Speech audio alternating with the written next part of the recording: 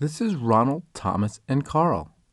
One day they were walking home when Carl bent down and picked a quarter up off the street.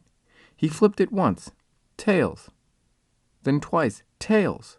Then a third time, tails. Whoa, guys, check this out. I just got 3 tails in a row. I bet you can't do that 3 more times, said Ronald. You're on. Tails. Tails. Tails. That is a 2-sided coin, I guarantee it, said Ronald. How much you want to bet? Asked Thomas. I'll bet you 5 minutes of interpretive dance in the cafeteria during lunch tomorrow. You're on. Bet you didn't realize the p-value is .03, Ronald said smugly. I know. And you better get your dance moves ready. Flip it over, Thomas said to Carl. Sorry, Ronald. There's a heads. I don't believe this, screamed Ronald. It would be so rare to flip a fair coin 6 times in a row and get only one side. Look around. Do you see any magic shops nearby? How many 2-sided coins do you think are made in the U.S. compared to regular old fair coins by the mint? There are most definitely more than 1,000 fair coins to every 2-sided coin made by a magic shop. On top of that, I bet those that buy 2-sided coins are less likely to misplace them as often as people carrying around spare change in their pocket. So Ronald, you are far more likely to pick up a fair coin randomly on the street than some 2-sided coin that was made at a magic shop. Now you better go home and start practicing those dance moves.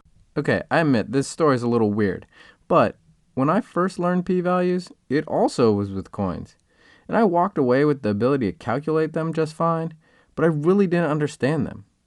I was told that if the value was less than .05, then it was significant, and I had evidence to reject that it was a fair coin. Using coins is a perfectly good way to teach p-values, but it is important to back up and think about what the value means in context. Otherwise, you'll make poor inference about the data.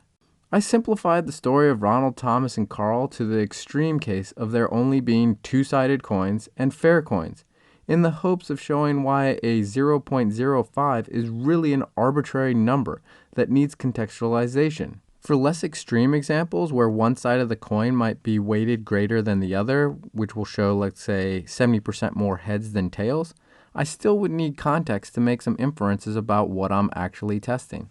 Am I a weights and measure person certifying the precision of coin manufacturing at the mint?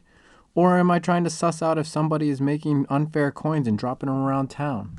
Whatever the case may be, I need to add this background information into any interpretation I make of calculated p-values. This is really my first attempt at trying to battle against any interpretation of a p-value without background knowledge. So if you have any suggestions in the comments down below to how to improve it, I would greatly appreciate it. And always, thanks for watching, and until next time, stay donkey.